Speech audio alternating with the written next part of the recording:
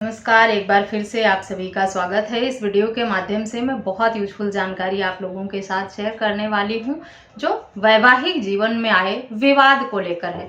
झूठे मामले अगर पत्नी द्वारा किए जाते हैं, पत्नी के परिवार द्वारा किए जाते हैं, तो उससे बचने के लिए पति के पास क्या विकल्प है, उन्हें किस तरह से तैयारी करनी चाहिए, किन बातों का ध्यान रखना चाहिए ताकि इस तरह की समस्या भविष्य में उत्पन्न ही ना हो। जैसा कि हम सब जानते हैं कि वैवाहिक जीवन का सफल होना आज के टाइम में बहुत मुश्किल हो गया है। शादी के कुछ समय बाद छोटी छोटी बातों पर अगर लड़ाई झगड़ा या मतभेद मनमुटाव हो जाता है तो पत्नी और उनके परिवार द्वारा कई तरह के मामले दर्ज करा दिए जाते हैं लड़के वालों के ऊपर, जिसमें 498 ए का, डोमेस्टिक वायलेंस का, 125 CRPC का या दहेज उत्पीड़न का, दहेज प्रताड़ना का मामला बहुत ही कॉमन हो गया है। स्त्री धन ना लौटाने का, कि पत्नी के जेवर गहने सब रख लिए हैं, कुछ लौटाया नहीं है। इस सब तरह के केसेस बहुत ही आसानी से हो जाते हैं, जबकि जरूरी नहीं है कि ऐसी कोई घटना हुई भी हो।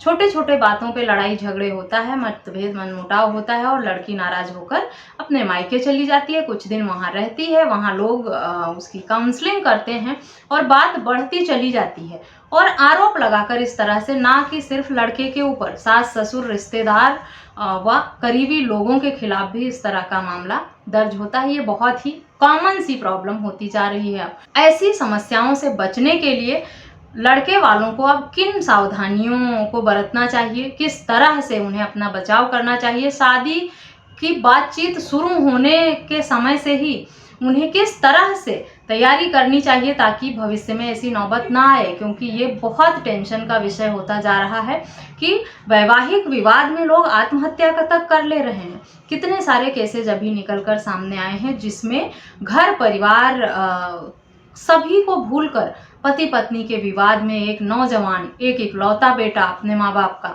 जिन्होंने अपने बुढ़ापे का सहारा समझकर उसे पाल पोस कर बड़ा किया, अच्छी नौकरी दिलाई, वो पत्नी के विवाद से परेशान होकर आत्महत्या कर लेता है।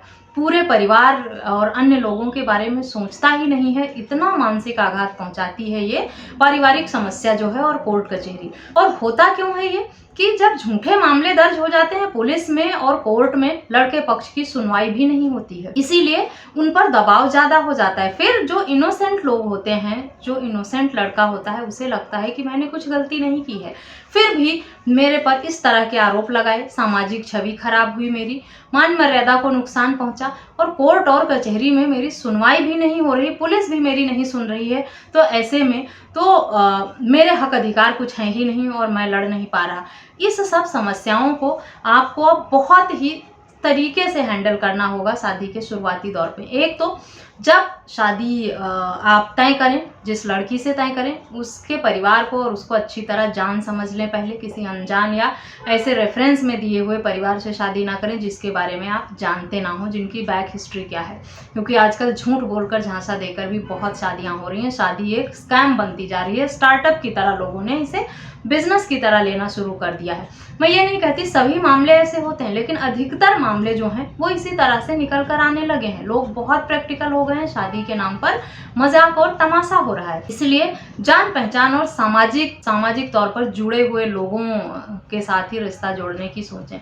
शुरुआती दौर से ही जो भी बातचीत हो दोनों के बीच में, उसकी रिकॉर्डिंग कर लें। व्हाट्सएप चैट पे अगर कोई बातचीत होती है, लेन देन की कोई बात नहीं हो रही है, कोई पैसा नहीं लिया गया है शादी में, दहेज नहीं मांग रहे हैं आप, किसी भी तरह के लेन देन की बात नहीं हुई है, उस सब को आपको अब रिकॉर्ड में रखना होगा। साथ ही एक एग्रीमेंट भी बनाना होगा लड़की के साथ लड़के को कि शादी करने के लिए इस तरह के नियम और शर्तें होंगी हमारी, और शादी के बाद कोई विवाद होता है, अलग होना चाहते हैं तो कोई लेन देन नहीं होगा। जिम्मेदारियां, हक अधिकार हम कैसे साझा करेंगे एक दूसरे के साथ। शादी में किसी भी तरह की लेन देन नहीं हुई है, कोई भी मांग नहीं रखी गई है, ये सब आपको पहले से ही लिखवा लेना होगा। बेशक हमारे समाज में, हिंदू धर्म में, शादी को कोई कॉन्ट्रैक्ट नहीं माना गया है, ना ही कानून जो है इस बात की इजाज़त देता है अभी। लेकिन लड़के पक्ष को अपने बचाव के लिए ये सब तैयारी करना बहुत ज़रूरी हो गया है। अब तो सोशल मीडिया का ज़माना है, इंटरनेट का ज़माना है और हर चीज़ जो है वीडियोग्राफी होती है, सोशल मीडिया पर डाली जाती है। तो लड़के वालों को अब साफ साफ ये कहना होगा शादी के शुरुआती दौर में कि किसी भी तरह की लेन देन नहीं चाहिए, ना कोई शो ऑफ करें। आप लोग बहुत ही सिंपल तरीके से शादी करें, क्योंकि ज़्यादा दिखावे के चक्कर में आप लोग बहुत ज़्यादा पैसा खर्च करते हैं और करवाते भी हैं, दोनों पक्ष द्वारा किया जाता है और यही सब बाद में बहुत बड़ी समस्या बन जाती है। तो इन सब चीज़ों से अब आपको बचना होगा, एक एक बातों को रिकॉर्ड में लेना होगा। जो भी बातचीत होती है वो सब आपके पास प्रूफ के तौर पर होना चाहिए। जो भी शगुन आता है या जेवर गहने या लेन देन होता है, जो भी वैवाहिक रीति रिवाज होते हैं, संस्कार होते हैं, उस सब की अच्छे से जूम करके वीडियोग्राफी लेके रखें, ताकि ये पता रहे बाद में कि किस तरह से आपकी शादी जो है वो संपन्न हुई है और किस तरह का लेन देन रखा गया है। अगर आप कोई बड़ी लेन देन नहीं रखते हैं, जो रीति रिवाज हैं उसके हिसाब से पारंपरिक तरीके से शादी को सिंपल तरीके से निपटा लेते हैं, तो ये भी एक बड़ा सबूत हो जाता है। अब आप 50 लाख का बैंकेट हॉल बुक करेंगे या 10-20 लाख का करेंगे, 5,000-10,000 लोगों को इनवाइट करेंगे, बुलाएंगे, खिलाएंगे, पिलाएंगे, बड़ी बड़ी गाड़ियां लेंगे, शादी में गिफ्ट के माध्यम से, या लड़के वाले अपनी लड़की को ही देंगे, उसी तरह के परिवार वालों को गिफ्ट और ये सब चीज़ें दी जाएंगी और उन सब का दिखावा बहुत अच्छे से किया जाएगा सामाजिक तौर पे। तो ये समस्या कभी ख़त्म नहीं होने वाली है। शादी को अब हमें सिंपल बनाना होगा, सभी बातों को पब्लिक रखना होगा, वीडियोग्राफी करनी होगी और सबसे अच्छा तरीका है कि आजकल मीडिया का ज़माना चल रहा है।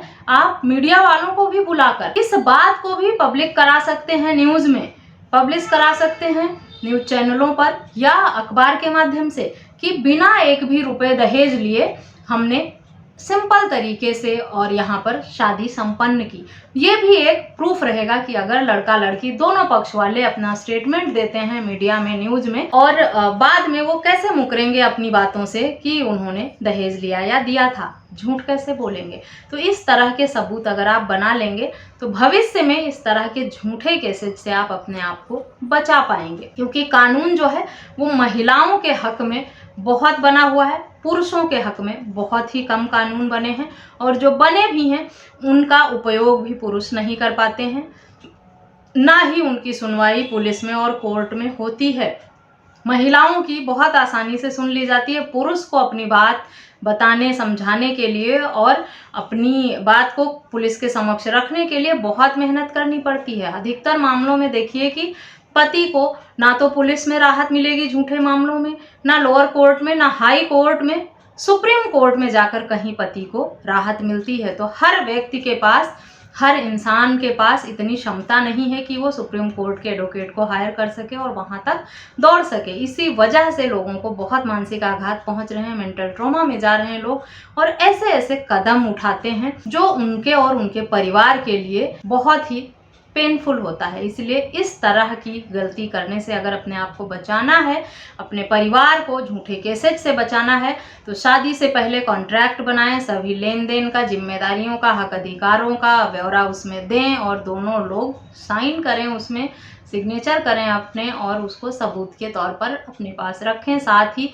मीडिया को भी इन्वॉल्व करें, फोटोग्राफी करें, जो भी बातचीत होती है, लेन देन होती है, उस सब की रिकॉर्डिंग रखें अपने पास, ताकि जब झूठे आरोप लगें तो आप अपने आप को साबित करके बचा सकें। आशा करती हूँ ये वीडियो आपके लिए अच्छी होगी। वीडियो अच्छी लगी है तो चैनल को सब्सक्राइब करके बेल आइकन को प्रेस करना बिल्कुल भी ना भूलें, ताकि इस तरह की और भी यूजफुल जानकारी आपको घर बैठे मिलती रहे। इस वीडियो में बस इतना ही, मिलते हैं नेक्स्ट वीडियो में, तब तक के लिए थैंक यू एंड बाय।